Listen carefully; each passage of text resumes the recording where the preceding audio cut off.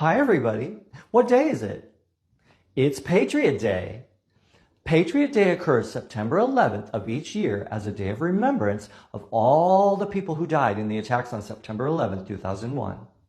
The United States flag is flown at half-staff at the White House and all the U.S. government buildings and establishments throughout the world. A moment of silence is observed to correspond with the attacks beginning at 8:46 a.m. Eastern Time, the moment the first airplane struck the North Tower of the World Trade Center, September 11, 2001. The word patriot means one who loves, supports, and defends their country.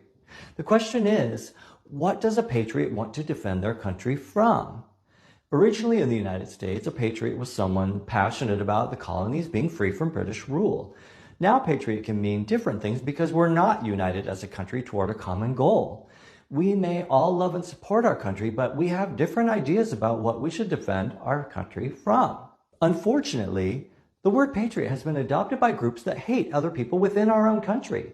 So they believe they should be defending the U.S. from its very own citizens, regardless of the fact that people can't change that they're people of color or Jewish or part of the LGBTQ+ community. It would seem that their idea of being a patriot is to use their hatred and intimidation to scare us back to our country being like it was in 1776, where white people ran things, people of color were slaves, and no one talked openly about being gay or trans.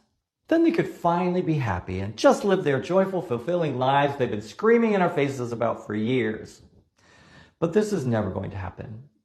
My idea of being a patriot is loving my country and all the people living in it and defending the freedoms we have worked so hard for from those hate groups that would take them from us.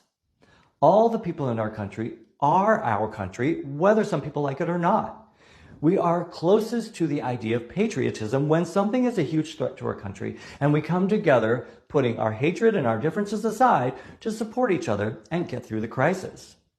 Quoting from the American Presidency Project, on September 11, 2001, ordinary Americans performed extraordinary acts of heroism.